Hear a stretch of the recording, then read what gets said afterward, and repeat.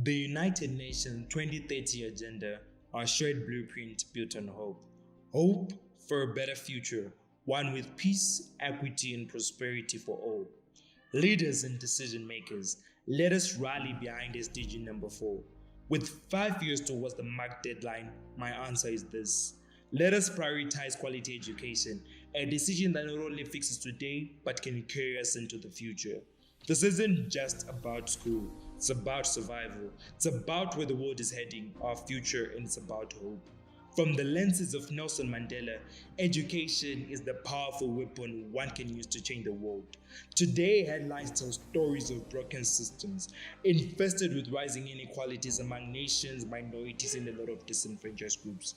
We're living in a world where misinformation spreads faster than the truth.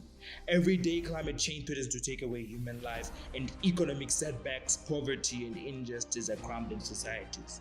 Education is the strongest weapon we need to pull down all strongholds. The world today grieves and shows symptoms of what it means to live in darkness. In South Sudan, 9 out of 10 children cannot read a simple sentence by the age of 10. In Afghanistan, girls are still denied the right to learn, with female literacy below 30%.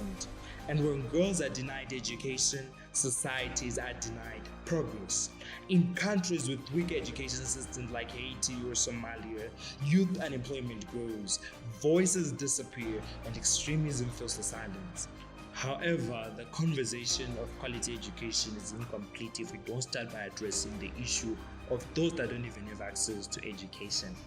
In essence, education is defined as the breeding process where one is prepared for life and gets an opportunity to discover their true potential and build an identity through knowledge. Education is a chance to sharpen the mind and the doorway to a different way of viewing life, yet many groups and societies are often excluded from getting the slightest chance in accessing education.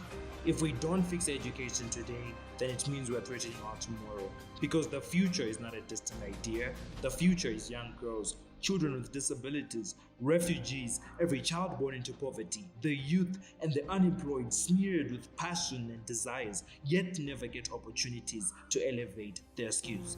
All these stakeholders are not being well educated, yet we keep turning a deaf ear and falling on blind eyes to their bleak circumstances and to their cracked voices that cry in hope for the slightest chance to get better lives and to get education.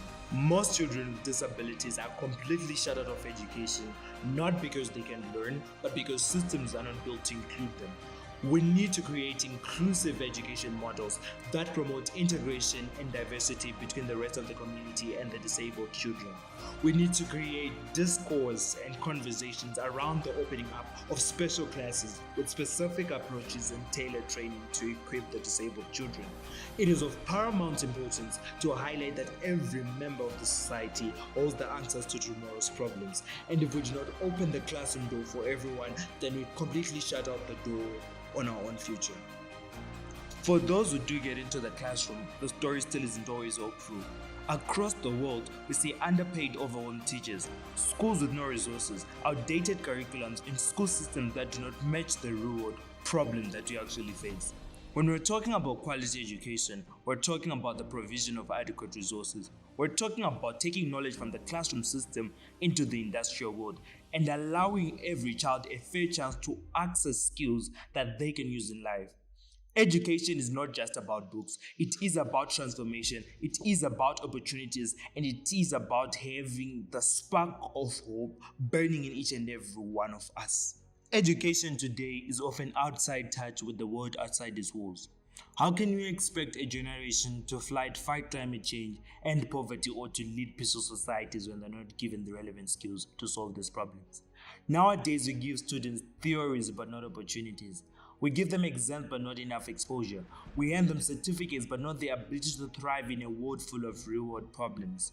Prioritizing education should start now. Teachers need support. Schools need relevant resources in line with the evolving world of technology. Curriculums need to be updated in order to meet the world outside the walls of education. We must build an education system that includes everyone, especially those that are often neglected out of education systems. No child should be told you stay behind because you cannot afford school. No girl should be told your life ends in marriage. No child with a disability should ever be labeled a burden. Education is more than just an act. It is the stepping stone to move forward, the ladder to go up, and the bridge connecting people to the realization of their dreams. An educated person possesses enough power and strength to fuel the determination to access their dreams instead of waiting for opportunities to be brought to them. If we want innovators to solve our planet, we need education.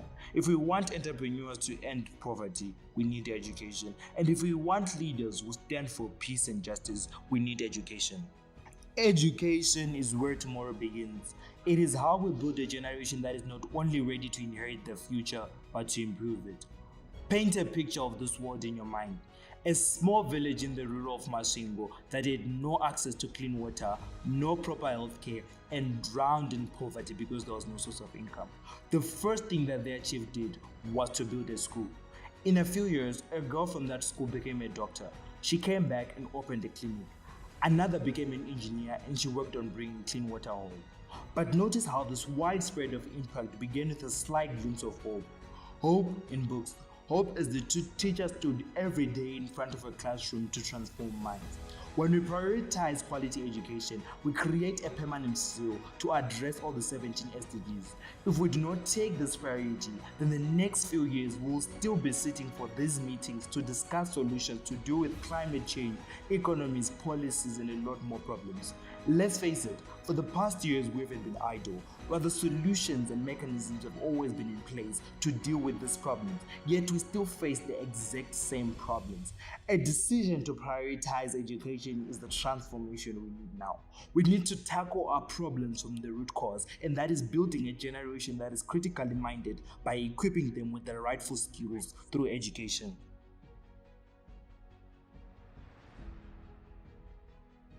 Education is the fruitful seed that can make any other dream grow from it.